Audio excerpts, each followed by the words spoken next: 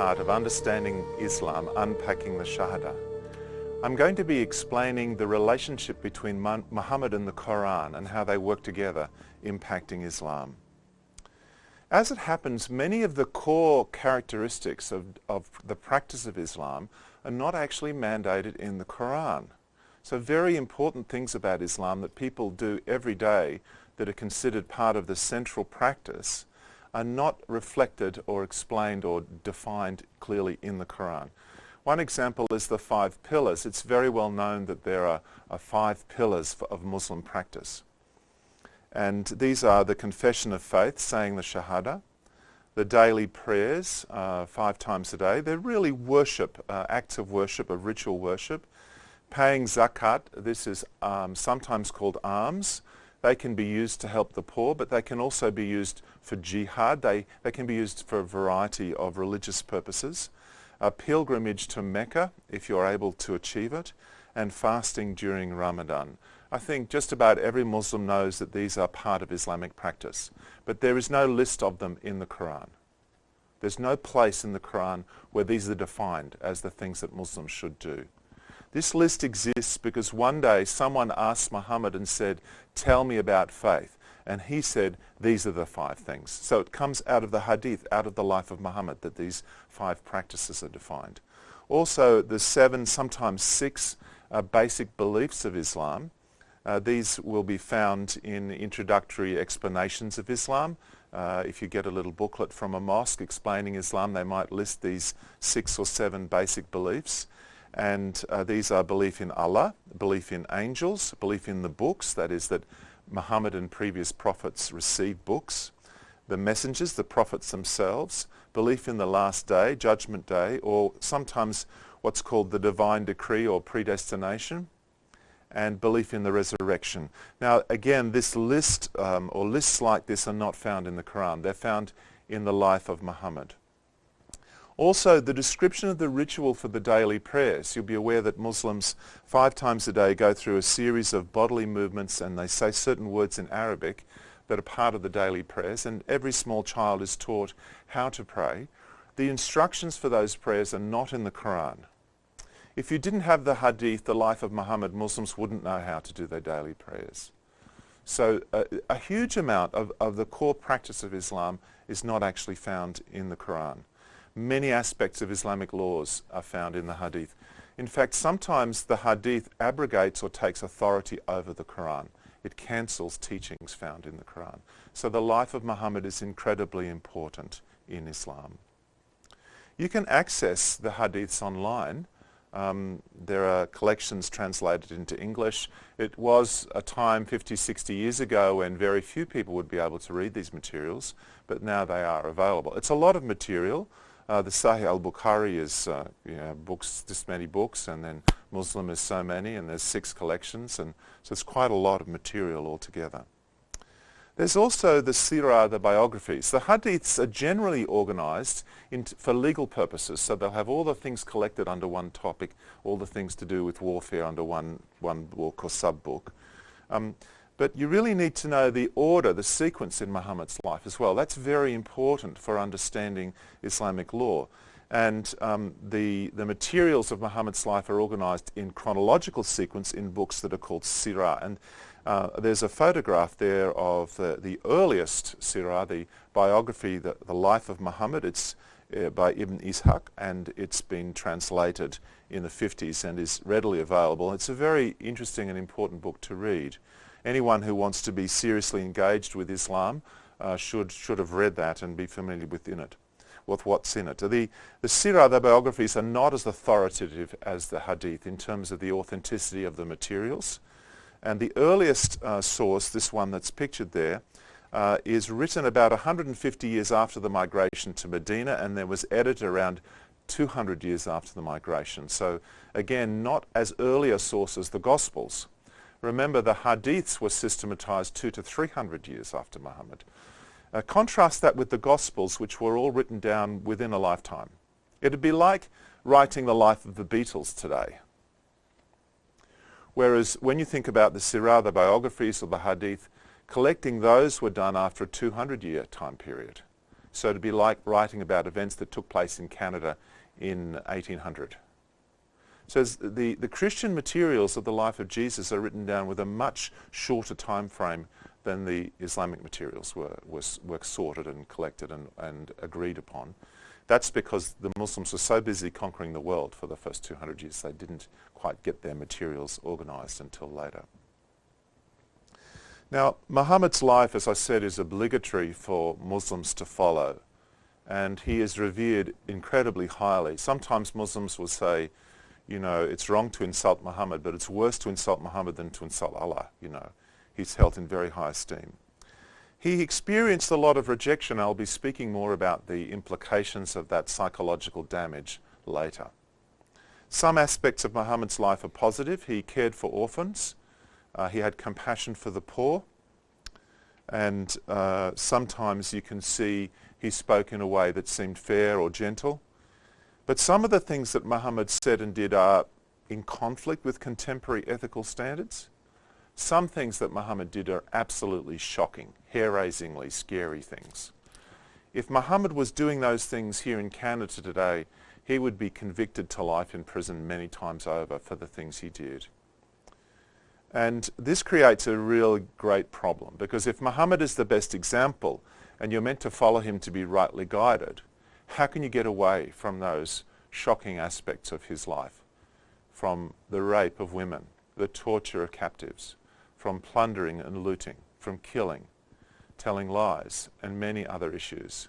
How can you get around and avoid those problems? Who's going to reform Muhammad, as Wafa Sultan said, in response to the question of, can't Islam be reformed? It's very interesting that Islamic law forbids criticism of Muhammad, and Sharia textbooks sometimes have long lists of the many ways in which you're not allowed to criticize Muhammad.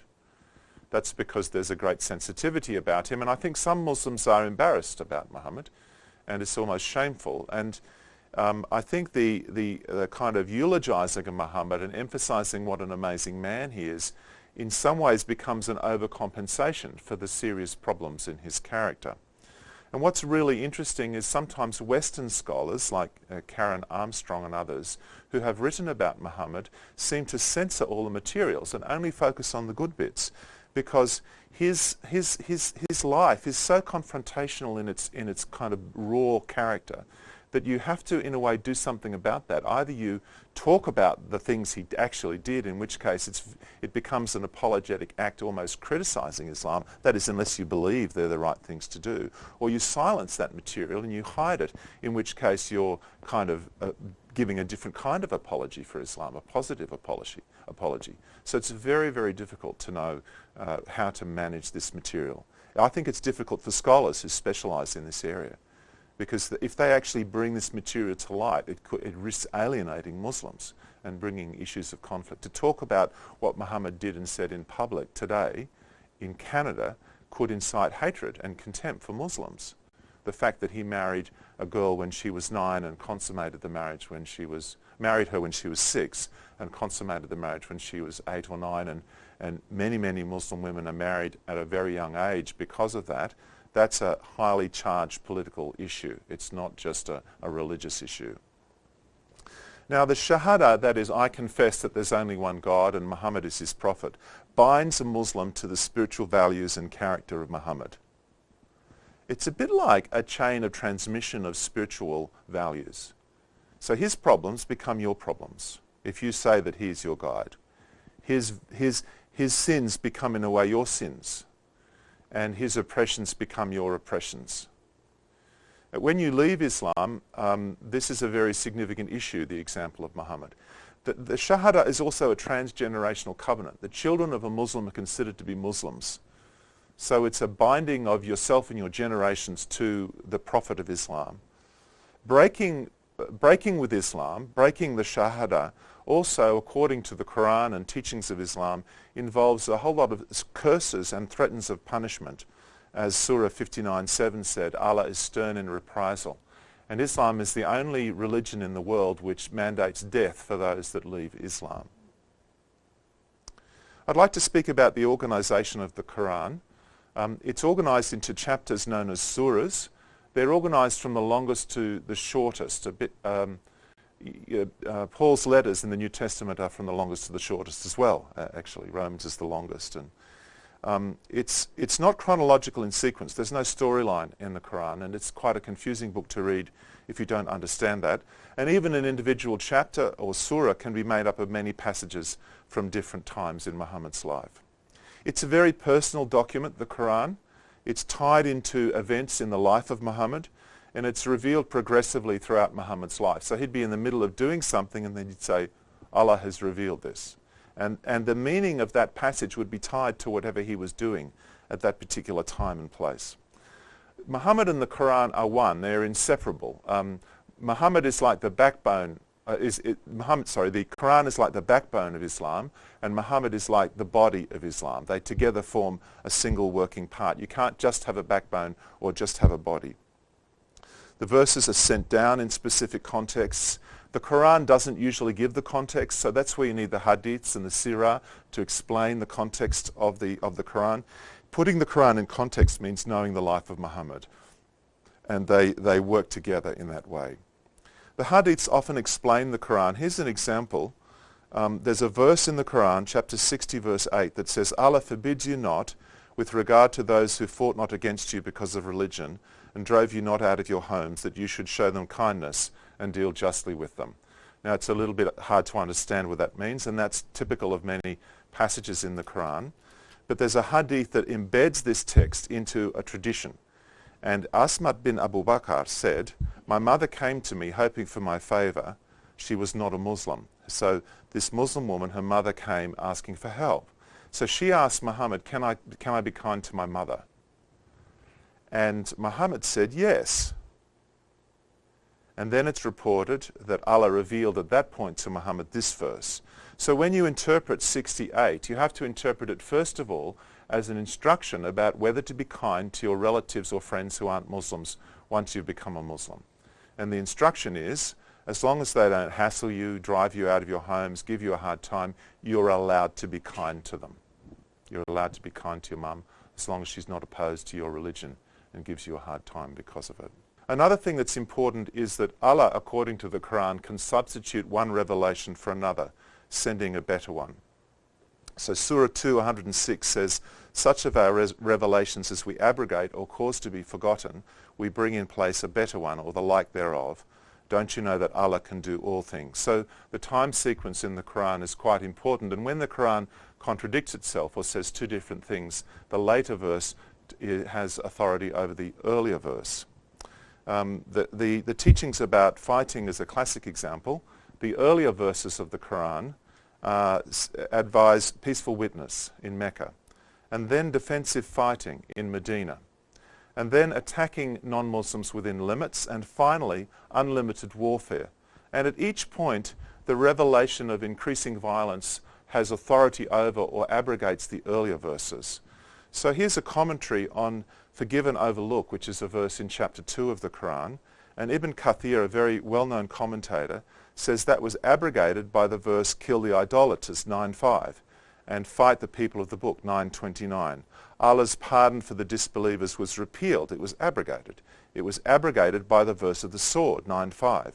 The messenger of Allah, Muhammad, and his companions used to forgive the disbelievers and the people of the book, the Jews and the Christians, just as Allah commanded, until Allah allowed fighting them. And in Arabic, the word fight means to kill. Then Allah destroyed those who he decreed to be killed. So that's an interpretation of the Qur'an that applies the principle of abrogation. That's the end of that section.